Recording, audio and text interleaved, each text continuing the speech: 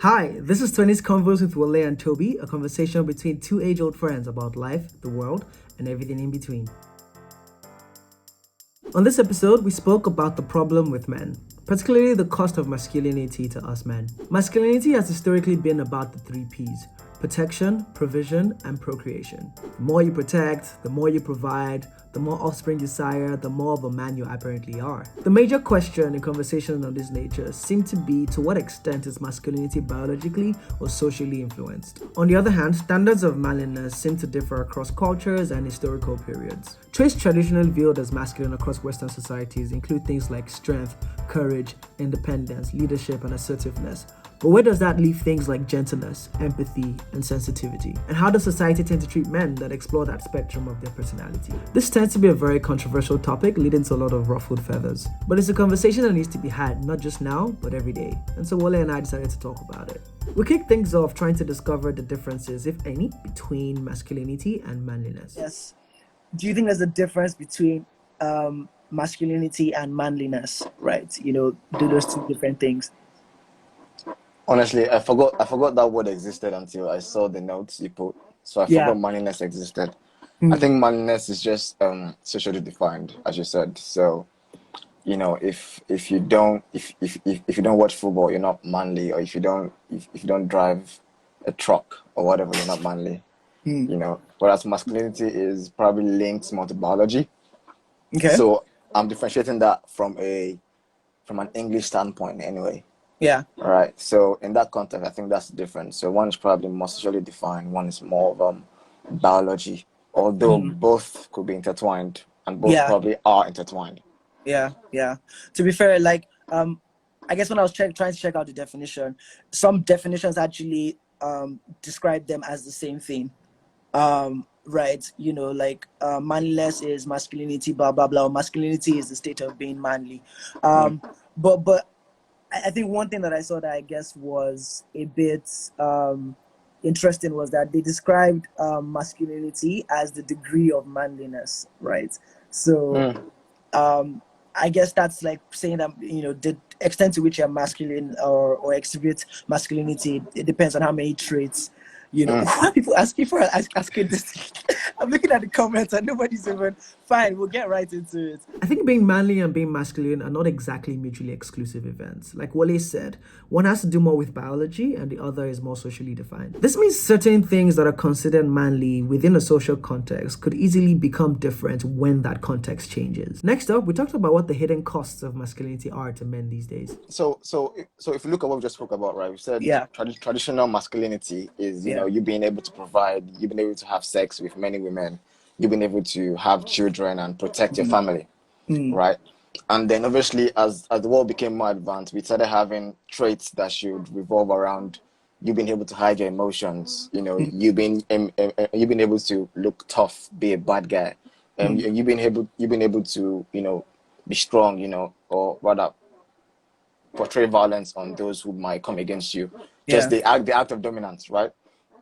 And obviously that has like two problems because one, it requires men to measure themselves on a measure that would always keep increasing, on a mm, measure that is outside their own control, yeah, right? So if you're saying that you have to look at yourself based on how much dominant you are against other men, or how much you can suppress your emotions in certain issues, then mm, at some point there's things that you can't control yeah, that if you suppress your emotions for a long time, you're gonna get fucked up.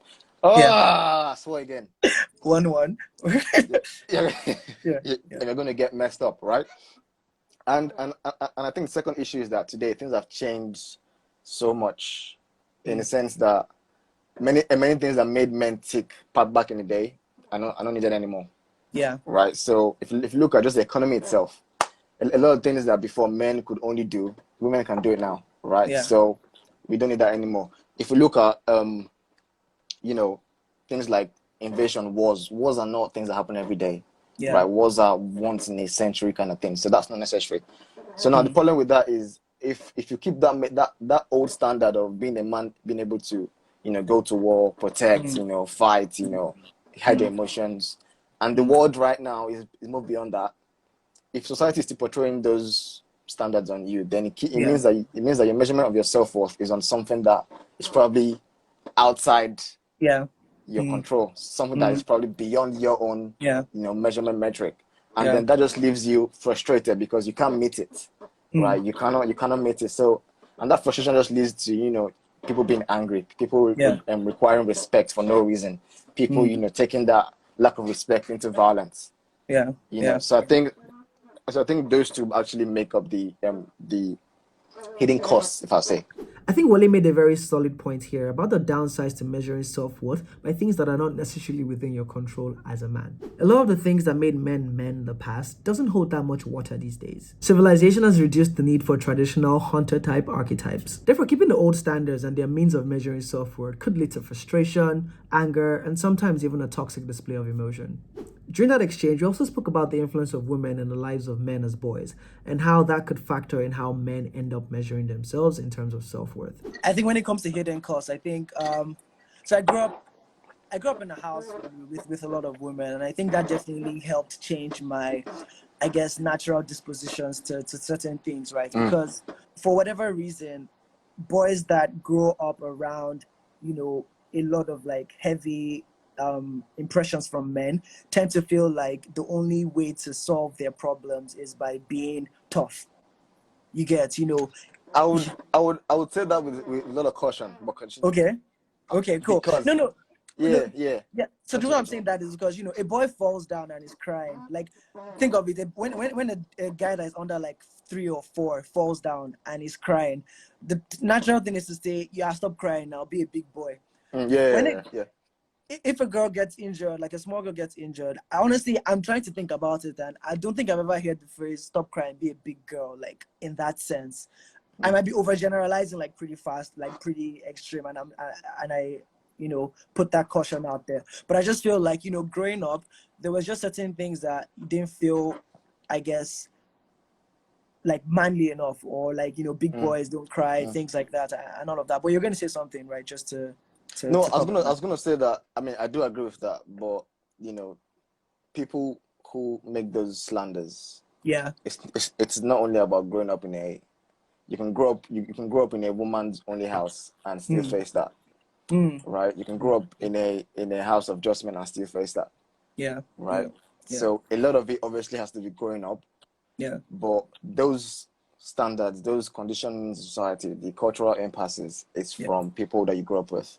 Yeah. And obviously, there's a degree to the point where if you grow up without a man in your life, you're more likely to behave a certain way, or rather avoid certain things. Yeah.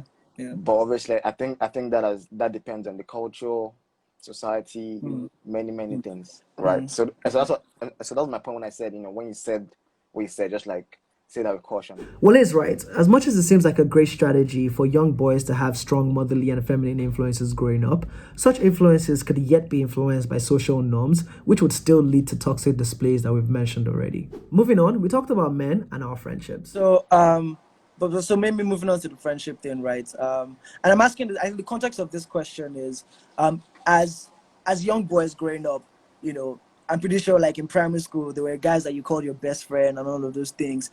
But as you tend to grow older, conversations about guys and best friends tends to, dwindle away. It's a bit wonky, isn't it? Yeah. Like, I remember like, and I'm guilty of this as well in a certain way, because I remember like in primary school there were like 2 guys that were like, were best friends and all of those things. But as I've grown up, I'm like, I have homies, right? Like it's not exactly like best friends. Yeah, you change the phrase to make it feel You better. change the phrase, like to feel more like it's not best friend. And then the funny thing is, like, some babes will ask you, like, "Oh, is he your best friend?" Like, no. No. It's like I haven't got a best friend, right? Yeah. I see what you mean. I see what you mean. Yeah. So so did you think you have, maybe a twist of the question? Do you have any male friendships that display a level of intimacy, right? Like beyond the top of the level, hey bro, how far, and all of those things? Like, do you have any male friendships where things are shared and where like you can be vulnerable and things like that? Yeah, absolutely. Yeah. Absolutely. I think I do. If anything, I think like we all my guy friends, if I'm feeling a certain way about something, right? Maybe something that just happened to them happened to me. Yeah. I've never ever found myself in a position where I have shied away from expressing my vulnerabilities to my guy friends. Yeah. Yeah. I've Yeah. never. Yeah. I may use a different language, Mm-hmm. but the thing with we guys, I think for example, if you're going through something and something is tough, like there's certain things that I would say to a guy that you know that okay, yo, bro, this guy's Things are feeling going it, on. Yeah. right? But Yeah. but I love you, bro. No. Yeah, exactly. Yeah. But if you say that to a girl, for example, you might need to go deeper into what you're talking about and Yeah. then to express how you're feeling.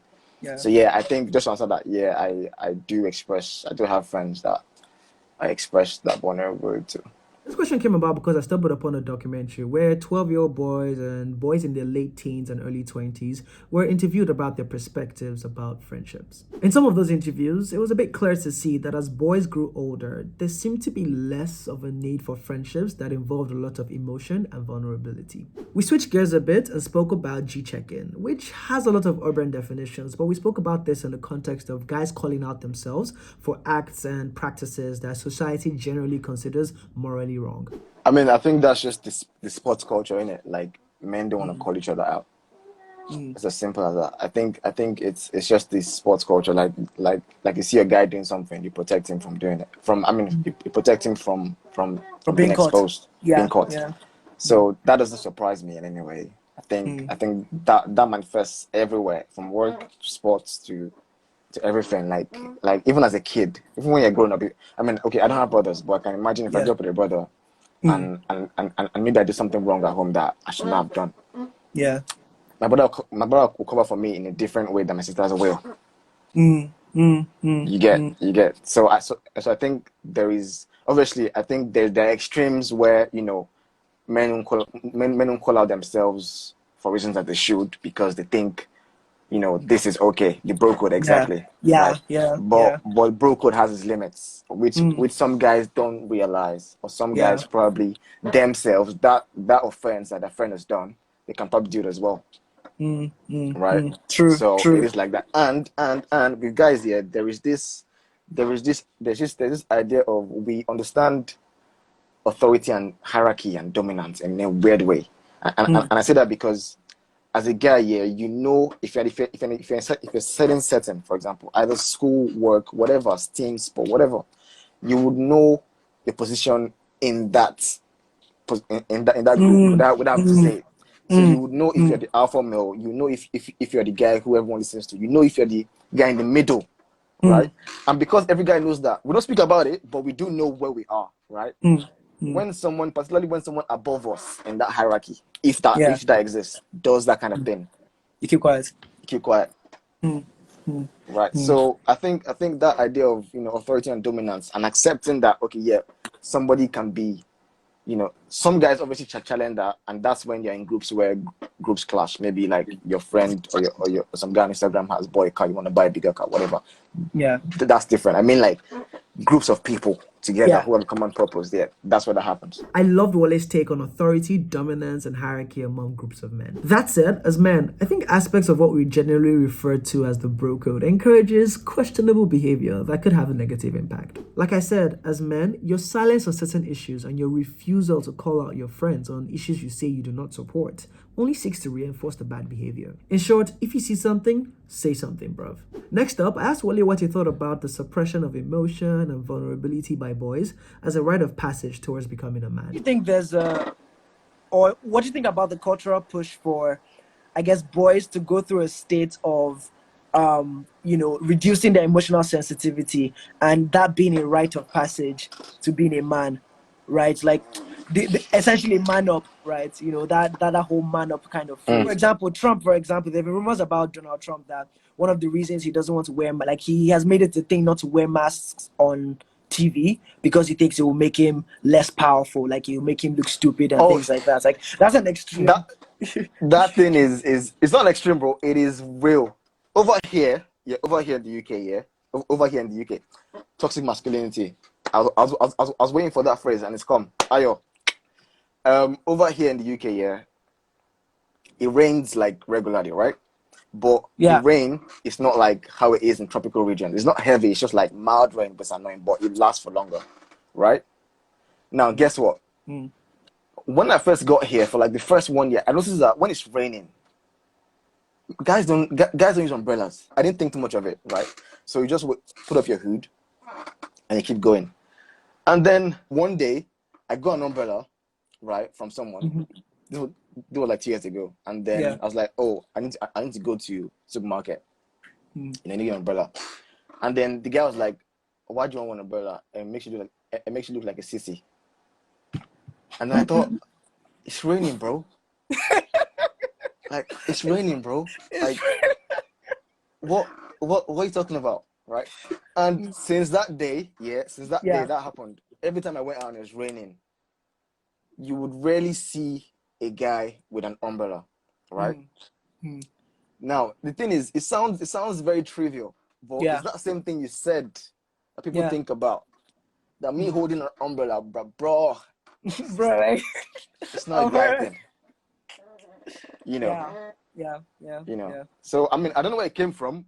I don't know. I'm just another guy on earth like you are, but it exists. Yeah. Right? Yeah. It does exist and it's messed up. I don't think we answered the question directly, but I think the umbrella story actually shows how that rite of passage could sort of exist in society. Moving forward, we brought women into the conversation again, particularly if women care about masculinity. Do you think women really care about masculinity? 100%. Okay, explain. 100%. Explain. 100%. Yeah. I mean, like the same way we are the same way we measure ourselves on the illogical, objective metrics of being overly wealthy, or being overly strong, or being overly violent, all those things. It's the same way women measure those things, or not subconsciously. Subconsciously, right? And that's the same way women want to say, oh well, we are more than our beauty. We agree to that. Well, the same way we look at women on that standard in some cases, right? And for me, yeah, I've said, you know what, I can't fight that. That is just biology, right? Biology, because a man wants a woman who can give him good babies, and a woman wants a man who can provide, right? Provision is not only material things. Provision can just be an emotional blanket, you know, just like that. So it is. I think that's biology. I don't think that's cultural. I don't think that's with the times. The types of provisions might change over times. The types of things women want over time. But the fundamental part is provision from a guy is attractive to a woman, and beauty from a woman is attractive to a guy. Hold on. I think what I'll phrase it as is that women don't only care about masculinity, but they do care. Like they do care about it. It might not be the only thing, but it is one of the variables that they consider, to be honest. And if we're wrong, there are women watching this live. Like if we're wrong, please let us know. But I think from my perspective and from Wally's perspective, it is one of those things. Like, down to things like beards. Like I don't have facial hair, right? And I guess it's considered one of the things as being manly, you understand? And although sometimes it comes up as a joke, but people do bring it up. Like, why do you still look like a child? All of these things. And I'm like, these are like subtle hints of, I guess what you say isn't real that is real, in terms of you not valuing masculinity in that sense. Long story short, we think women care. But if you think we're wrong, please leave your comments below, reach out to us, and we'll have a conversation about it. All right, time for the elephant in the room, better known to the public as toxic masculinity. From what I read, the toxic masculinity as a term did not come from women or equal rights movement. It came from men, actually, right? Yeah. It came from a men's movement in like the 80s about being a man who's secure in his own manliness and drops those toxic sides of masculinity. Yeah. So that phrase itself was coined by men's movements, right? So let's get that straight. Yeah. So, but obviously, with every philosophy, right, like feminism, like every philosophy, there will always be times where those philosophies will become tribes, become groups, become institutions, right? And for me, and I think that leads to the point where you asked, can detoxification of masculinity be something about gender equality? Anyway, before we get to that, Yeah. Toxic masculinity, yeah, it is a thing. But Yeah. I think there's many schools of thoughts on what exactly defines that, right? Yeah. Yeah. Yeah. Yeah. So what do you think? Yeah, I think you're right. I also read about the history where, the whole thing about masculinity and toxic masculinity was kind of like what we call the personal development movement, Mm. around men, and them like choosing to amplify certain traits as what makes a man a true man. You understand? But I Sorry, think, yeah, sorry, Toby, sorry. Someone asked a question now about, yeah. do I think Do you think there are essentially toxic sides to masculinity? Whew, if if by yeah, if actually you mean like inherently, like you're born with it? yeah, No, yeah. Mm, toxic mm-hmm, mm-hmm. masculinity is not inherent. Even though some tribalist groups, I won't give them a name, push that as an agenda, it Mm, is completely false. mm, mm. Because as a researcher in that's read about social theories, it just, Yeah. you know that everyone is a product of social, cultural, political, societal norms in one way or the other, Mm, right? mm, And everything becomes toxic when the measurement of what you're valuing your standards on is outside your control. mm. And then that leads to you having frustrations or violence or misogynistic.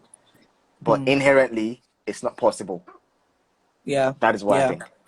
yeah, yeah, yeah. So for me, Miro, I think what I would say to that is that, like, just like a gun, like, guns don't kill people, people kill people, right? And Mm, so you can take certain things that are pure and good in their own form, and take them to the extreme and use them to cause issues, right? And so when it comes to masculinity and the toxic sides of it, I think common masculine ideals are like respect, physical strength, mm, sexual potency, and things like that. But like Wale said, they become problematic when you set unattainable standards for them, right? When you use them to measure things that should not technically be measured, when you use them to define things that they don't have the power to define.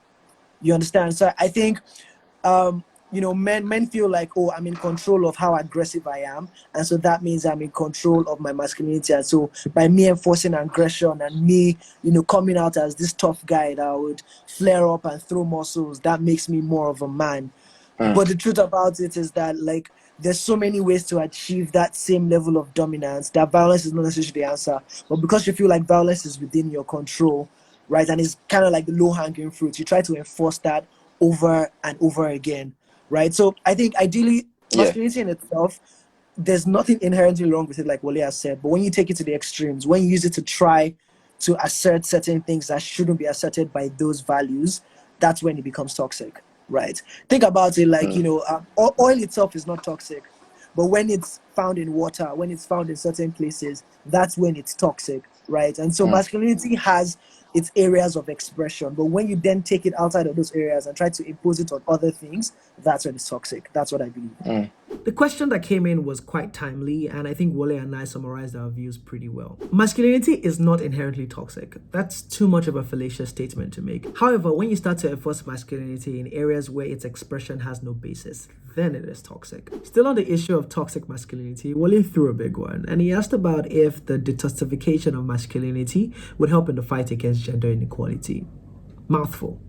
I think so, in a way. Why I think so is because, um, to solve the issue of inequality, I think it's about giving everybody, the right to be who they are, regardless of the gender that they are, right?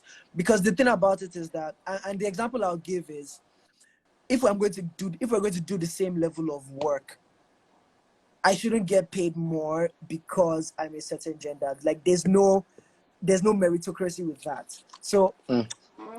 yeah, so if you take away that, like, I think when it comes to toxic masculinity, when we take away the aspects of it being toxic, because there are certain things, the way the world is designed, that technically only men can supply, like, are designed to supply. You understand? Like, yes, science can come and make ways around it, but, Mm. like, the way nature has been, like let's take a look away from men and look at animals in that sense. Like there's just roles that have been defined in that way. The issue comes when issues that have nothing to do with roles, you now superimpose roles on top of them and start to divide certain things along gender lines, when ideally it's more about ability than your chromosome, the extra chromosome that you have. So I'd say yes, largely, if you remove the toxicity that comes with masculinity, it will help with some form of equality, in the sense that everybody now gets the right to be who they really are and fill in the gap that they've been designed to fill, right? And so when it now comes to issues that don't have to do with gender, like meritocracy should be meritocracy. Like, let me get paid for the work that I'm doing. Let me get this thing because I put my ability in, not because I'm a man, not because I'm a woman. Always be measured by those things. I think once you delineate those two things, reducing toxic masculinity definitely would help with gender equality. I was listening back to this and I surprised even myself with how well I think I summed it up. Yes, reducing the toxicity associated with masculinity will play its own part in helping in the fight against gender inequality. But it is only one of the battles, and winning that fight alone will not necessarily win us the war. Finally, we share our concluding thoughts. Masculinity is defined by people. It's socially defined by people like you, people from the past. Yeah. So, Yeah. like, obviously, like, there's times in my life where I felt like, man, I be guy, I shouldn't have done this. But in the end, it's like, okay, who cares? I mean, people care, but if they care, then they're the wrong people you should be talking to. I think, like Wale said, be yourself, and be careful what you let define who you are. I think owning your own personality and owning what makes sense to you, in the context of what's morally right and what's morally wrong, by popular demand, like, do that. Culture itself changes with times. Like, when we went to ISI and SN, when we were in GS1, bell bottoms were the thing. You understand? Yeah. But by the time we got to SS1, it was skinny jeans. And the rules in SS1 were let your pants be straight. But when we got to SS1, it's like, don't let it be too tight. So when it comes to all those things change, those things move with time. So what's really important is the values that you hold true to yourself. Like expressing emotion, caring about people, being vulnerable, those are part of being human. It's not a man thing or a woman thing, it's a human thing, right? And so do not let anyone use that as a metric for you to say, oh, you're not a guy, or you're whatnot. So, like, I'll say be very expressive, be yourself, and death to the culture. So there you have it, a review of the third episode of 20s Convos. If you enjoyed this, please hit the like button or leave a rating or share it with a friend. You can also subscribe so you can get notified when new episodes come up. But till next time, take care and stay safe.